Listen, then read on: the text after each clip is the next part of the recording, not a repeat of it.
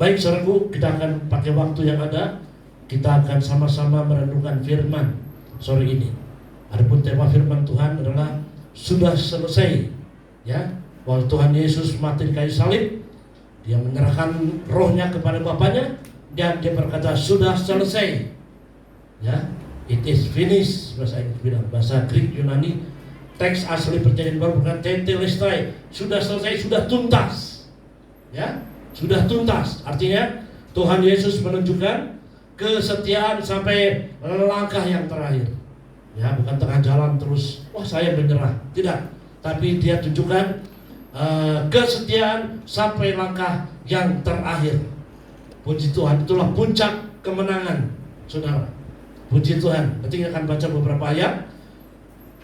Namun kita akan melihat dulu. Saya pikir semua gereja di seluruh dunia pasti memakai ayat ini, ya, dengan tema sudah selesai. Puji Tuhan. Mari kita akan melihat juga ayat dari Yohanes 19 ayat 30 ini. Mari tolong ditampilkan. Mari saudara baca bersama-sama dengan suara yang mendengar. Mari, 1, 2, 3. Sesudah Yesus minum anggur rasa itu, berkatalah Ia, sudah selesai. Lalu Ia menundukkan kepalanya dan menyalahkan. Sekali lagi, semua 2, 3. Sesudah Yesus meminum anggur rasa itu, berkatalah Ia, sudah selesai. Lalu Ia menundukkan kepalanya dan menyerahkan nyawanya. Amin. Terima kasih. Ya, sebelum Dia menundukkan kepala dan menyerahkan nyawanya, saudara, Dia ucapkan kalimat ini dulu. Sudah selesai. Puji Tuhan. Ya. Sudah tuntas. Saya pernah membaca satu wise word, kata-kata bijak dalam bahasa Inggris. All is well that ends well. Semua itu akan baik kalau akhirnya baik. Ya. Orang yang bisa setia sampai akhir itu baik. Dalam Injil Matius Tuhan katakan, hamba-Ku yang baik dan setia. Mari nikmatilah kesukaan dalam kerajaan Tuhanmu. Ya, jadi nanti dalam Injil Matius saya tidak membaca Tuhan bilang karena karuniamu ada 3 musim, ya, karena karuniamu ada begitu banyak macam. Tapi Tuhan hanya mempermasalahkan satu, hamba-Ku yang baik dan setia. Atau yang kedua, yang malas dan yang jahat. Ya, saudara-saudara yang dikasihi oleh Tuhan. Jadi pada waktu Tuhan Yesus disalibkan, saudaraku, Dia ucapkan kalimat ini, sudah selesai. Puji nama Tuhan. Ya, kalimat ini kalau kita baca begitu saja, saudaraku, sepertinya tidak ada artinya, ya, tidak ada maknanya, saudara. Apalagi membacanya dengan tidak ada niat, saudara. Ya, tapi kalau kita baca perlahan-lahan, lalu kita merenungkan, kita menangkap artinya, sudah selesai. Ya, kalimat yang begitu singkat, saudaraku, lalu berbobot dan memberkati kita. Sudah selesai. Haleluya. Puji Tuhan. Paulus juga pernah berkata, aku sudah mengakhiri pertandingan iman yang baik. Ya, dari para hamba Tuhan, tokoh iman, termasuk Tuhan Yesus sendiri, itu memberi contoh, saudara, sampai garis finish yang terakhir. Haleluya. Nah, saudara yang dikasih oleh Tuhan, sekarang kematian Tuhan Yesus ini luar biasa. Ya, dan saya pikir itu dahsyat sekali kematian Tuhan. Bahkan 700 tahun lebih sebelum Tuhan Yesus lahir ke dunia, seorang nabi itu Yesaya pernah menubuatkan tentang kelahiran Kristus. Ya, jadi ini firman profetik, firman nubuatan yang belum terjadi tapi sudah diucapkan. Ya, dan itu pasti terjadi. Ya, jadi profetik dengan ramalan itu beda. Ramalan bisa meleset, saudara. Tapi kalau profetik itu dari akar kata profesi, ya, bukan profesi, profesi, PROPHSCY, ya, artinya nubuatan yang keluar dari mulut Allah, dari pikiran Allah, itu pasti terjadi. Sama juga dengan kematian Tuhan. Tapi kita akan lihat kematian Tuhan itu kematian yang luar biasa. Jadi dengan kematian Tuhan, orang percaya itu harusnya mengambil satu hikmah. Ya, saudaraku, baik, kita akan melihat dulu. Ya, tolong ditayangkan ini sudah. Klik, ya. Saudara-saudaraku, kenapa orang yang percaya harus memperingati pengorbanan Kristus? Ya, kalau misalnya ada teman kita, sahabat kita, orang tua kita yang meninggal, kita hanya mengingat, ya, mengingat saudara-saudara. Ya, tapi kalau kematian Kristus bukan sekedar kita mengingat, tapi itu berdampak dalam hidup kita. Bukan berdampak hanya dalam kehidupan yang sementara di dunia ini, tapi dalam kekekalan. Nah, ini yang luar biasa. Ya, jadi kematian Tuhan Yesus itu bukan kematian yang biasa-biasa, maka perlu diperingati. Puji Tuhan. Kita akan baca beberapa bagian. 1 Petrus pasal yang kedua ayat 21 sampai 24. Saudara, 1 Petrus 2 21 sampai 24.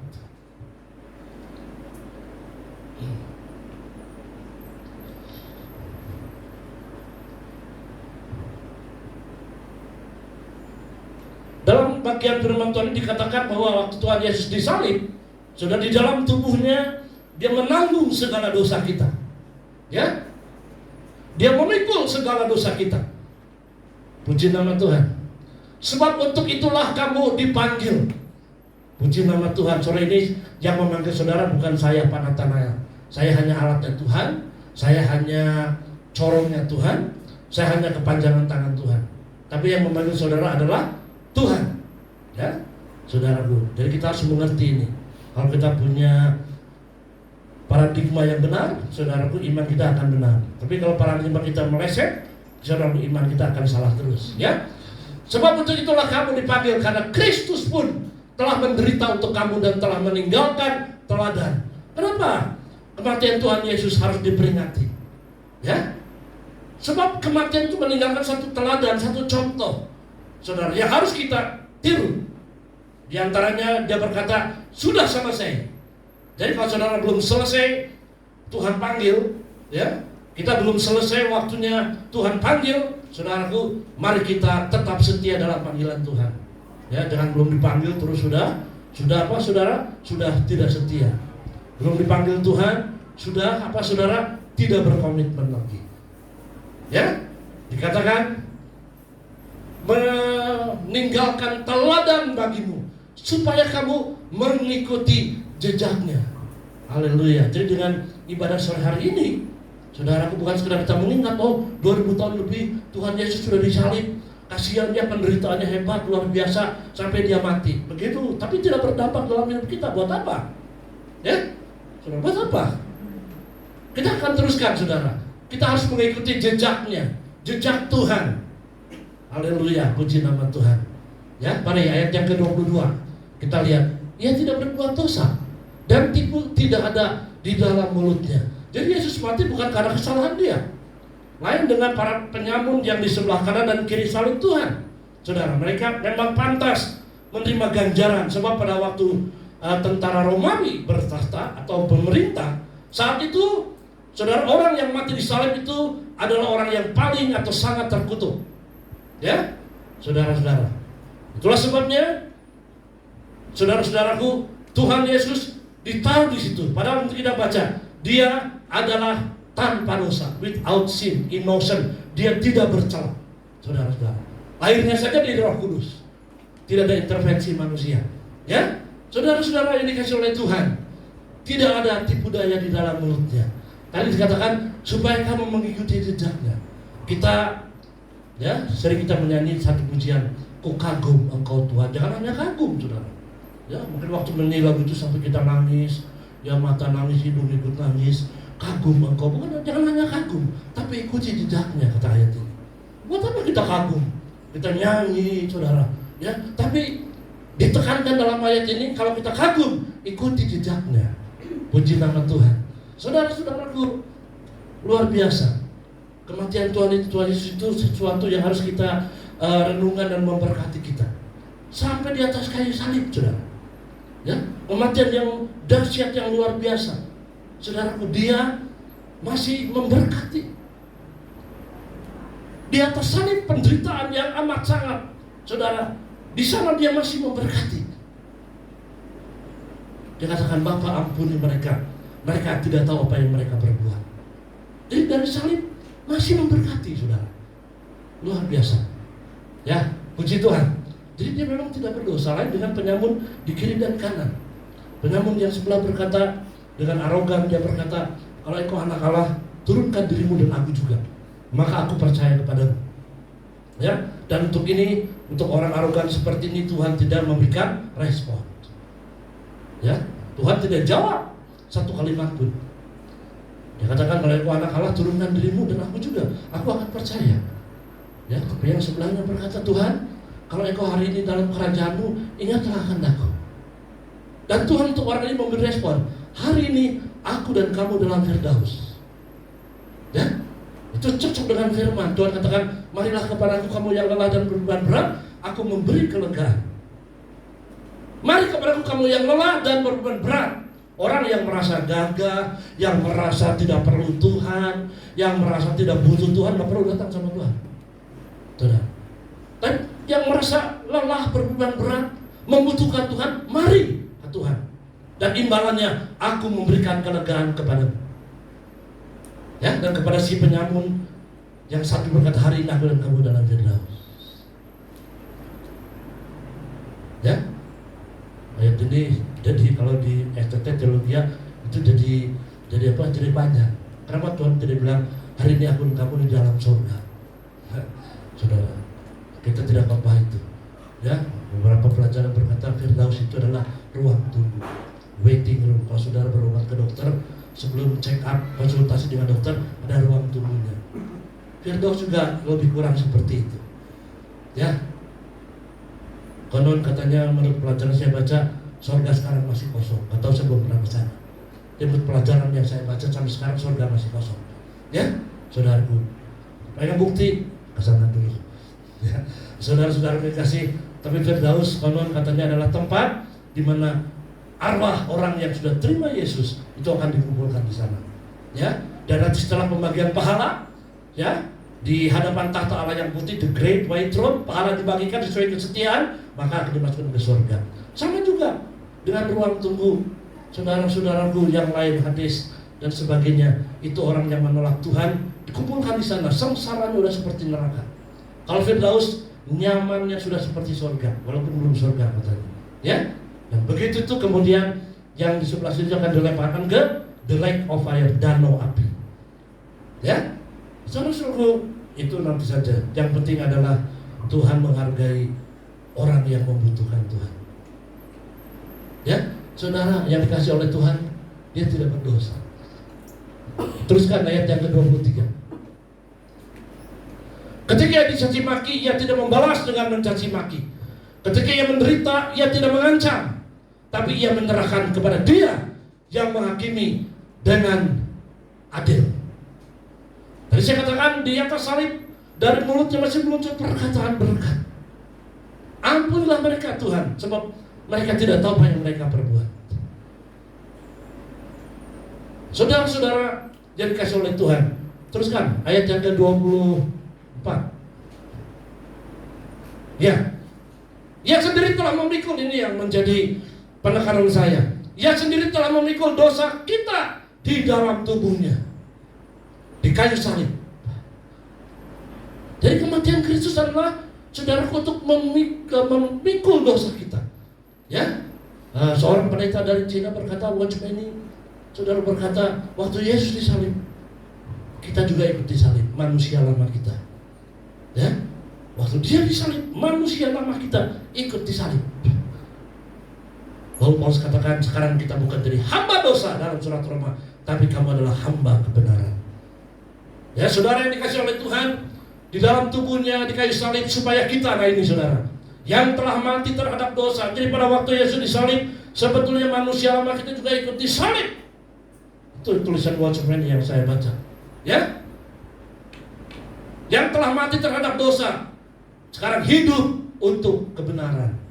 Puji nama Tuhan. Ya, persembahkan tubuhmu sebagai persembahan yang hidup. Roma 12. Setelah orang diselamatkan, itu adalah akibat. Ya, kenapa orang berbuat baik? Bukan supaya diselamatkan, memang dia sudah selamat. Ya, orang bisa berbuat baik supaya selamat, berarti dia belum selamat. Tapi kalau orang sudah berselamat, itu akan menghasilkan buah-buah kebaikan. Dalam tulisan Paulus, kita ini manusia buatan Allah, diciptakan untuk berbuat baik. Setelah kita mengalami ciptaan baru, itu akan apa saudaraku? Akan memproduksi buah-buah hidup baru dalam hidup kita. Kesetiaan, ya, the fruit of the spirit, buah roh, ya, sukacita, self control, menahan diri, menguasai diri, ya, dan seterusnya. Itu adalah produk dari Roh Kudus, bukan dari kita. Maka pertanyaan hidup kita ini serahkan kepada Roh Kudus. Kalau Roh Kudus tinggal di dalam kita, dia akan memproduksi buah-buah. Ya, tapi kalau kita masih hidup di dalam daging, maka daging ini akan menghasilkan buah. Haleluya, puji Tuhan. Saudaraku, jadi waktu Tuhan Yesus mati, di dalam tubuhnya itu menanggung dosa kita. Ya, jadi pada waktu Tuhan Yesus dia mati di salib, saudaraku, 3 hari dia akan memikul dosa manusia. Satu ayat yang terkenal, ya, pembaca Alkitab pasti pernah menemukan waktu Tuhan di salib dia berseru, Eloi Eloi lama sabachthani. Bapa, kenapa engkau tinggalkan aku? Kenapa engkau tinggalkan aku? Ya, ayat ini sering dipakai oleh orang lain berkata bahwa Yesus bukan Tuhan. Ya, dia bilang kepada bapaknya, ya, dia bukan Tuhan, katanya. Kata orang-orang yang memang menolak dia. Masa Tuhan memanggil Tuhan? Ya, padahal dalam kristologi, ilmu tentang Kristus, Christ is the God man. Kristus itu Allah 100% dan manusia 100%. Ya, itu satu misteri. Itu sebabnya dia manusia Yesus harus mati. Itu pun kan dia menanggung dosa. Dia tanpa dosa. Nanti ada ayat yang berkata, dia yang tanpa dosa sudah dijadikan dosa. Jadi pada waktu dia berkata, Bapak, engkau tinggalkan aku. Sebab pada saat itu, saudara, seluruh hidupnya Kristus itu sedang memikul dosa manusia. Ya, yang di awal kita memiliki semani. Oleh malaikat disodorkan cawan kutuk dosa manusia. Di dalamnya ada dosa saya, dosa saudara, ada dosa semua umat manusia. Disuruh diminum oleh Tuhan. Dan Yesus katakan, Bapak, kalau boleh lalukan cawan ini daripadaku. Ya, lalukan cawan daripadaku. Yesus menolak. Ya, wajar, saudaraku. Betapa dia bayangkan ngerinya, saudara, menghadapi kematian di kayu salib, menanggung dosa manusia. Kalau boleh lalukan, tapi kalimat terakhir ini justru adalah kalimat kemenangan. Tetapi bukan kehendakku yang jadi, tapi kehendakmu yang jadi. Ya, saudaraku, itulah ketaatan. Jadi memperingati hari kematian Tuhan juga itu syarat penuh dengan hikmat atau berkat rohani. Ya, yang tadi setia sampai akhir, saudara. Lalu yang kedua lagi apa? Ketaatan. Bukan kehendakku yang jadi, tapi kehendakmu yang jadi. Jadi kita adakan ibadah seperti ini bukan sekedar kita mengingat Tuhan sudah mati, tapi tidak berdampak dalam hidup kita, saudaraku. Ibadah seperti ini juga harus menambah ketaatan kita kepada Tuhan.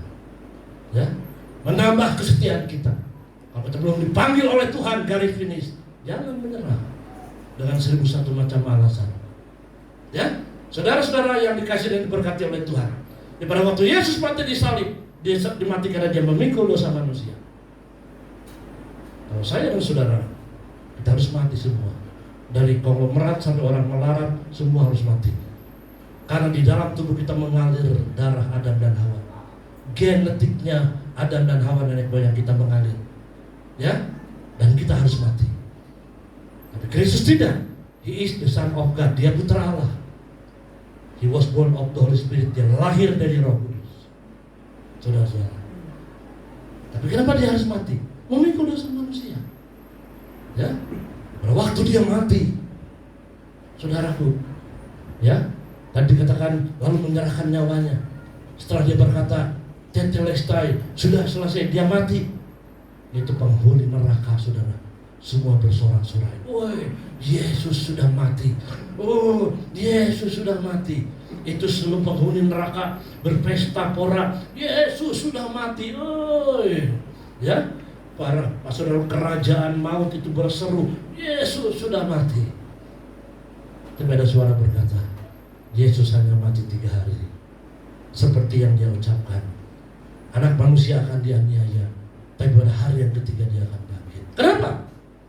Dia matinya sekedar memikul dosa manusia. He is the God man, dia manusia 100%, maka harus mati. Ya, tapi dia adalah Allah. Saudaraku, setelah dia selesai memikul dosa manusia, itu hari Minggu dalam ibadah kita mendengar berita the resurrection, kebangkitan. Sekarang kematian. Yang hari Minggu kebangkitan. Haleluya. Saudara-saudara yang dikasihi oleh Tuhan, pada waktu kebangkitan, kuasa neraka dihancurkan. Maka tulisan Paulus berkata, musuh yang paling akhir dikalahkan adalah maut. Maut adalah musuh yang paling ditakuti oleh manusia. Ya, bukan maut mati tubuh, saudara, dikubur di San Diego, di Pandu, di Kerkop, bukan itu. Itu kematian pertama. Ya, tapi orang yang waktu mati pertama belum diselamatkan, dia akan mengalami mati yang kedua. Death is eternal death, kematian kekal. Kalau tubuh sementara, begitu mati tubuh kita dimakan cacing tanah. Saudara, udah nggak apa-apa. Tapi there is another life after this life. Ada kehidupan lain sesudah kehidupan ini. Ya, ada kehidupan lain sesudah kehidupan ini. Kematian tubuh, semua orang mati. Dalam Roma katakan semua manusia telah kehilangan kemuliaan Allah. Ya, upah dosa itu maut, termasuk kematian. Jadi pada waktu Yesus memikul dosa manusia, dia harus menerima konsekuensinya apa? Mati. Betul, mati kan? Memikul dosa manusia di dalam tubuhnya, dia harus mengalami apa? Akibat dari dosa, mati. Saya dan saudara akan mati. Karena di dalam tubuh kita mengalir gennya Adam dan Hawa. Tapi untung di dalam kita juga mengalir darah Kristus yang memberikan apa, saudara? Kehidupan yang kekal. Haleluya. Semua orang harus mati. Ya, mati tua atau mati muda itu urusan Tuhan. Tapi seorang harus mati. Saudara-saudara. Haleluya. Mari kita akan melihat dulu, ya. Yesaya 53 ayat 1 sampai 7. Ini nubuatan 700 tahun lebih sebelum Yesus datang. Seorang nabi sudah menubuatkan. Ya, ini perlu diketahui. Yesaya 53 1 sampai 7. Tadi PP Perjanjian Baru, sekarang PL. Siapakah yang percaya kepada berita yang kami dengar? Dan kepada siapakah tangan kekuasaan Tuhan dinyatakan? Terus, sebagai taruk atau tumbuhan, ia tumbuh di hadapan Tuhan. Dan sebagai tunas dari tanah kering, ia tidak tampan.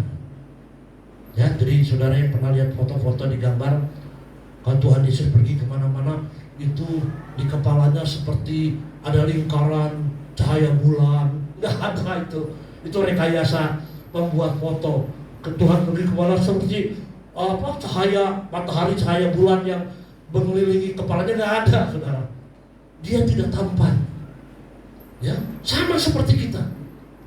Maka tidak heran kalau orang Farisi, para penentang Yesus berkata, kamu menyebut dirimu Mesias, Juru Selamat. Aku tahu bapakmu adalah Yusuf tukang kayu. Memang Yesus seperti biasa penampilannya, saudara. Ya, dia tidak tampan dan semaraknya pun tidak ada sehingga kita memandang dia. Dan rupa pun tidak sehingga kita menginginkannya. Itu gambaran daripada Nabi Yesaya. Seperti itu. Ya, Yesus baru berkata saja, akulah anak Allah. Orang mau melempari batu, apalagi berkata, aku dan Bapa satu adanya. Waduh, orang itu makin beringas, saudara. Sebenarnya wajah Yesus itu biasa. Jadi gambar-gambar itu enggak cocok, ya. Tuhan Yesus pergi melalui dikelilingi cahaya itu rekayasa, enggak ada, itu bohong itu. Ya, saudara. Terus berikut ayatnya. Ia dihina dan dihindari orang. Seorang yang penuh kesengsaraan lahir saja di Bethlehem. Saudaraku, itu menunjukkan kerendahan hati Allah. Bukan istana yang hadir walaupun dia bisa. Semua otoritas di tangan dia. Sampai mati kuburannya juga pindah. Ya, yang biasa menderita kesakitan, ya sangat dihina, sehingga orang menutup mukanya terhadap dia. Dan bagi kita pun dia tidak masuk hitungan. Sampai sekarang, saudara-saudara yang kasih. Tahun 2000 saya pergi ke Israel. Lalu saya nginep di hotel bintang 5 di pusat kota Yerusalem. Saya ingat yang lain tim kita sudah istirahat, saya sengaja duduk di lobi di hotel berbintang 5 di Yerusalem. Lalu ketemu dengan seorang berkulit putih, ya, seorang berkulit putih, orang Yahudi. Yahudi itu berapa kasta, berapa tingkatan. Ada ortodoks, sudah ada TV, yang pakai topi, ya, yang selalu menciumi Taurat Musa, kitab nabi-nabi, ya. Tapi juga ada garis keras, sudah sering lihat di TV kan. Tapi ada juga orang ningrat, orang Yahudi, khususnya para pengusaha, saudara, yang memiliki keyboard itu artinya perkebunan, ya, di daerah sana, Israel sekitarnya. Saya ngobrol di sana, tadinya kita enjoy, saudara. Saya bilang I am from Indonesia, dari Indonesia, dia ngobrol, ya, karena dia orang sana. Saya nggak bisa bahasa Ibrani, pakai bahasa Inggris adanya, ya, ngobrol. Sekali waktu sampailah pembicaraan saya tentang agama. Dia bilang I am a Christian. And what's your religion? Apa agamamu? Waktu dia dengar saya Kristen, wajahnya berubah. Di sana pun banyak orang yang belum menerima Yesus. Dan sekarang mereka masih meninggikan nabi-nabi yang lain ketimbang Yesus. Saudara-saudara, jadi nggak heran kalau zaman dulu disebut Yesus itu anak tukang kayu, ya. Maka dia disalibkan akhirnya. Tetapi karena disalibkan, maka anugerah itu turun untuk segala bangsa, termasuk saya dan saudara. Bukan hanya monopoli orang Israel, ya. Padahal Tuhan bilang, aku datang untuk domba-domba Israel, tapi ditolak. Lalu dari salib anugerah turun kepada segala bangsa, to all nation, bangsa Cina, bangsa Jawa, bangsa Sunda, bangsa Batak, turun semua anugerah Tuhan kepada semua bangsa, ya. Saudara-saudara yang dikasih oleh Tuhan, teruskan ayat yang berapa, terus klik. Tetapi ini saudaraku, yang kelihatannya tidak ada apa-apanya, lahirnya saja tidak istimewa, saudara-saudaraku, tetapi justru dialah sosok pribadi yang luar biasa. Tetapi sesungguhnya penyakit kita lah yang ditanggungnya, kesengsaraan kita yang dipikulnya. Padahal kita mengira dia kena tulah hukuman, dipukul dan ditindas Allah. Terus kan? Tetapi dia tertikam oleh karena pemberontakan kita. Dia dianiaya, disalib karena kita, karena saya dan karena saudara. Tadi dalam surat 1 Petrus dikatakan, di dalam tubuhnya dia memikul dosa karena kita, supaya kita dibenarkan. Ya, dia diremukkan oleh karena kejahatan kita. Ganjaran yang mendatangkan keselamatan bagi kita, saudaraku, ditimpakan kepadanya. Dia menderita, dianiaya sampai mati tersalib, agar kita yang percaya kepadanya menerima anugerah keselamatan. Maka Paulus katakan, oleh iman kamu selamatkan, itu bukan hasil perbuatan. Efesus 2:8-9. Ya, you are saved by faith. Kamu diselamatkan hanya oleh iman, itu bukan hasil perbuatan. Jadi kalau kita bisa jadi anak Tuhan, Tuhan, nggak ada jasa sedikit pun saya dan saudara, nggak ada jasa sedikit pun. Dia yang sudah memanggil kita, ya. Saudara, kalau saudara merasa semua karena anugerah Tuhan, keterlaluan kalau kita tidak ingin membalas kasih Tuhan, keterlaluan kalau kita tidak ingin mengasihi Tuhan, saudara-saudara, ya. Ditimpakan kepadanya dan oleh bilur-bilurnya kita menjadi sembuh. Lalu dikutip lagi oleh 1 Petrus 2:24, oleh bilurnya kamu disembuhkan. Ya, sebetulnya ayat ini panjang, tapi mengingat waktu sampai situ. Jadi saudara-saudaraku, dia yang penampilannya seperti biasa, ya, bahkan gayanya Rasul Paulus, dia yang adalah Allah, ya, dia di tempat yang maha tinggi, saudaraku, yang tidak bisa terjangkau, yang disemua oleh jutaan malaikat. Segala hormat, puji, kemuliaan milik dia. Tapi dia atas kehendak sendiri dia turun ke dunia, bukan hanya menjadi manusia, tapi menjadi hamba.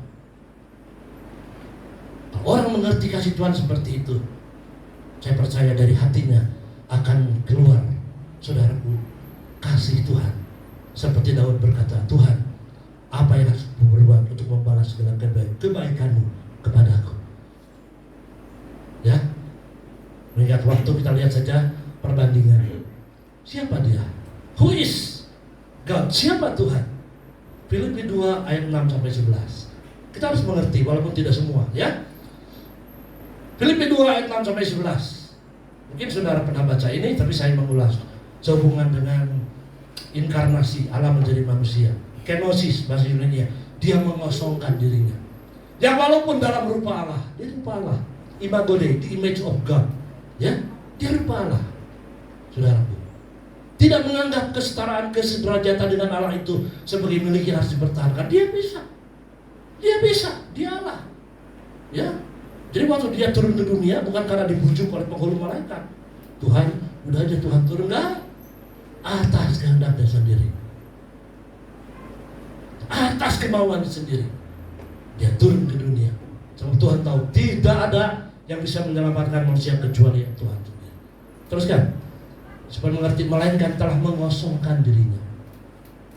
Kenosis bahasa Greeknya, mengosongkan dirinya. Dalam Alkitab bahasa lain saya pernah membaca, dia menghilangkan segala sesuatu yang sangat bernilai dalam dirinya. Allah dipuji, disembah, pemilik alam jagat raya, pemilik semua penyembahan malaikat, itu dia tinggalkan semua. Ya, hebat saudara. Dan mengambil rupa seorang hamba, saudara, dan menjadi sama dengan manusia. Dengan saya dengan saudara. Jadi betul kata saya, nggak ada yang istimewa, nggak seperti gambar itu, kepalanya melingkar seperti cahaya, enggak. Kalau cahaya memang kepalanya melingkar, cahaya dia ke Yeriko, itu orang tersungkur semua, sujud, lihat wajahnya berkilau-kilauan, enggak, seperti biasa, saudara, seperti biasa. Ya, itulah kebenaran Allah sebagai hamba. Teruskan lagi, bukan hanya hamba, dalam keadaan sebagai manusia, dia telah merendahkan dirinya, ya, dan taat sampai apa? Sampai mati. Jadi saudara, sebelum dipakai oleh Tuhan, jangan mana tahan, nggak ada istilah kamu seperti itu. Ya, tahan sampai mati. Mati di mana? Mati konyol? Tidak, bahkan sampai mati di kayu salib. Itulah memang rancangan Tuhan. Ya, saudara, sampai mati di kayu salib. Jadi ibadah sore hari ini ada hikmahnya, saudara. Ketaatan, kesetiaan sampai akhir. Ya, kenapa kita mengadakan ibadah seperti ini, tapi pulang kita tidak menangkap artinya? Ngapain, saudara? Jadi anak Tuhan, ya, Sarwa Wedin Pareto. Sekarang kata Paulus, ada di dalam Kristus kita ciptaan yang baru. Ya, ayat apa ini? Ya, ayat berikutnya 9. Itulah sebabnya Allah sangat meninggikan dia dan mengaruniakan kepadanya nama di atas segala nama. Puji Tuhan. Ya, terus supaya dalam nama Yesus bertekuk lutut segala yang ada di langit, ya, yang ada di langit, tahtanya Allah, the throne of God, yang ada di bumi, di mana saya dan saudara ada ini, di bumi yang sastra, dan di bawah bumi, makhluk-makhluk neraka, semua tunduk kepada nama Yesus.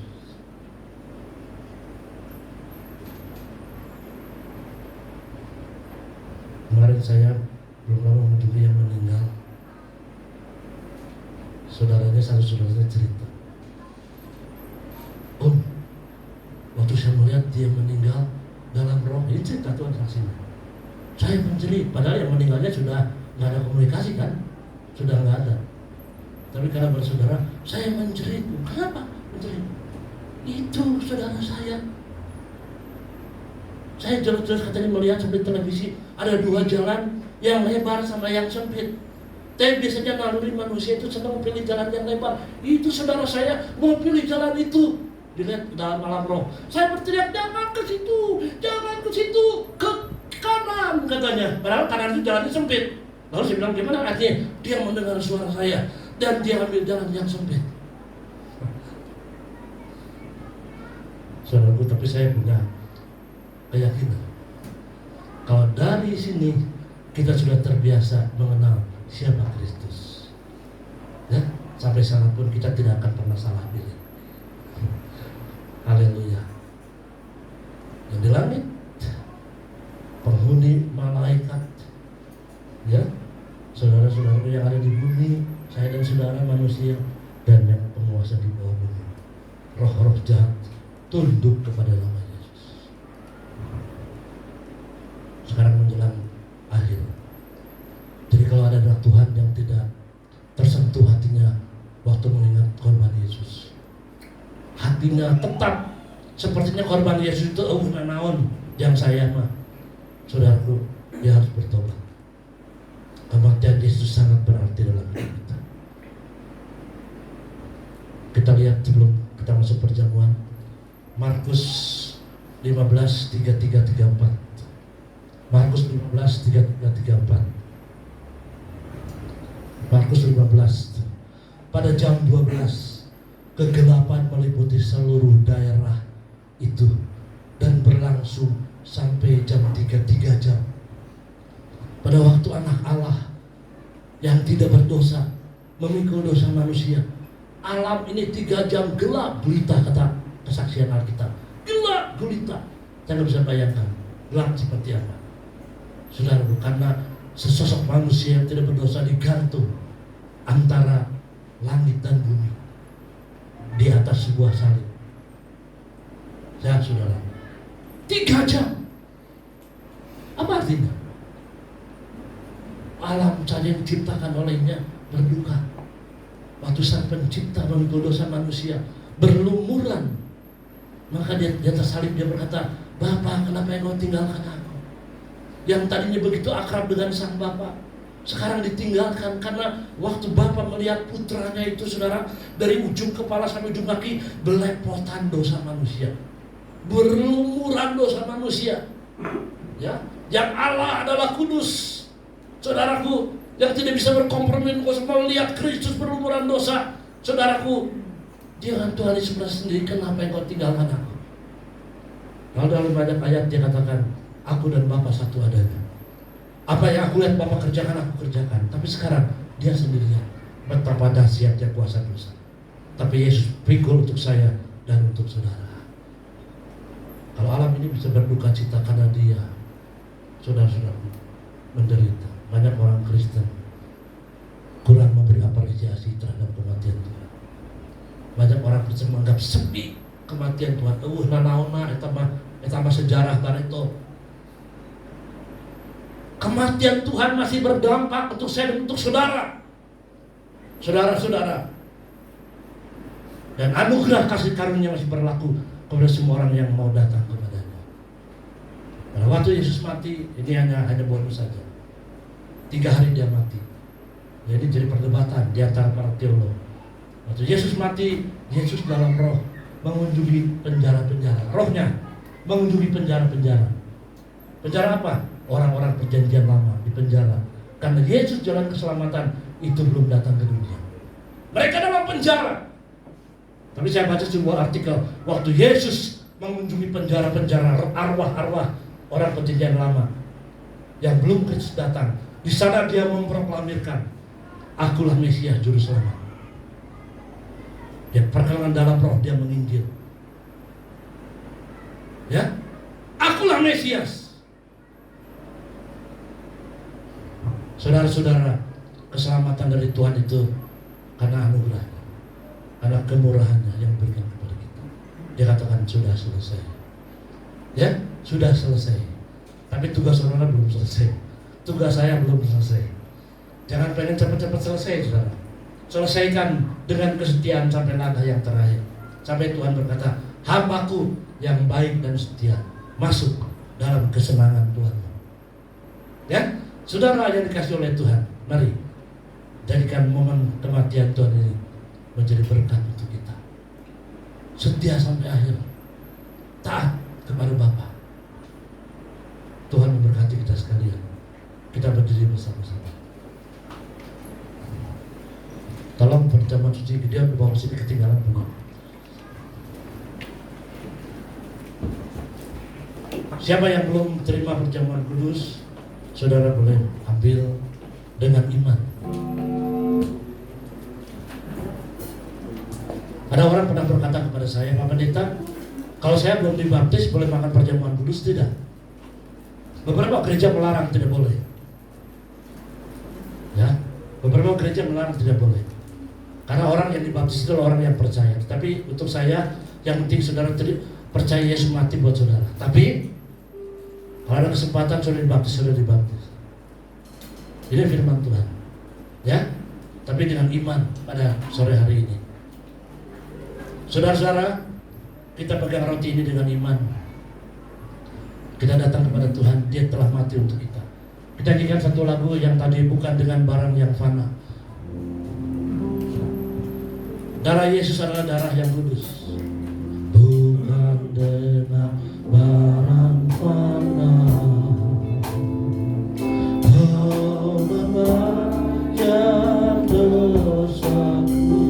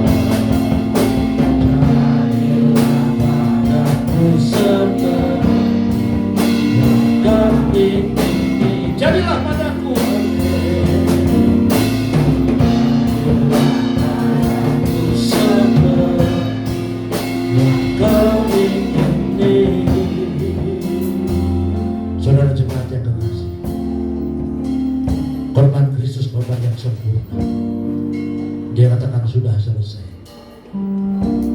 Tapi tugas saudara dan saya belum selesai. Kita harus menyelesaikan sampai langkah yang terakhir, dalam kesetiaan, dalam ketaatan. Mari saudara, pahala sudah disediakan bagi orang yang setia. Kemuliaan sudah disediakan bagi orang yang setia. Biarlah ibadah sore ini bukan sekedar mengisi waktu, tapi menambah pengertian. Aku harus mengikuti jejak Kristus sampai langkah yang terakhir. Angkat roti ini dengan iman. Saya bacakan ayat tentang tubuh Kristus, dan nanti saya akan bertanya. Kalau saudara yakin dengan iman, katakan haleluya di hadapan Tuhan. Sebab apa yang telah kuteruskan kepadamu, telah kuterima dari Tuhan. Di bawah Tuhan Yesus pada malam waktu ia diserahkan mengambil roti, dan setelah itu ia mengucap syukur atasnya. Ia memecah-mecahkannya dan berkata, inilah tubuhku yang diserahkan bagi kamu. Perbuatlah ini menjadi peringatan akan daku. Jemaat yang dikasihi Tuhan, adakah kita percaya roti yang ini ada persekutuan di dalam tubuh Kristus? Maka dengan iman dalam nama Tuhan. Haleluya.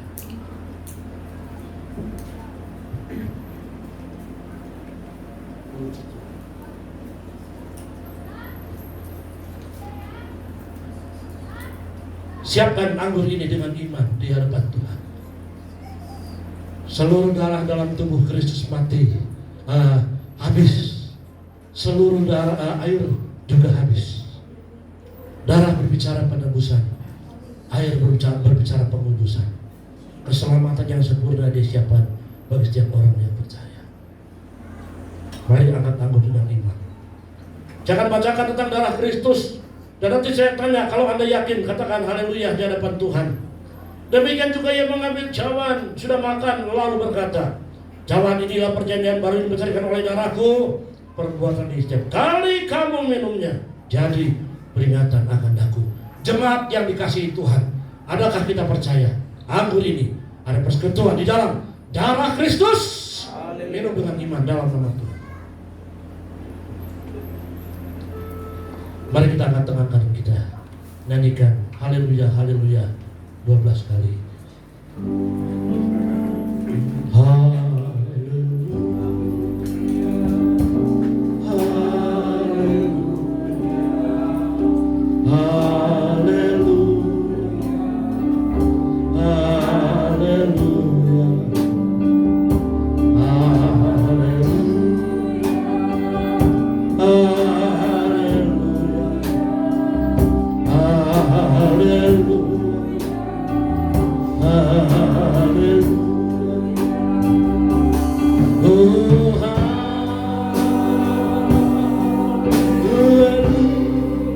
Sudah selesai di atas salib.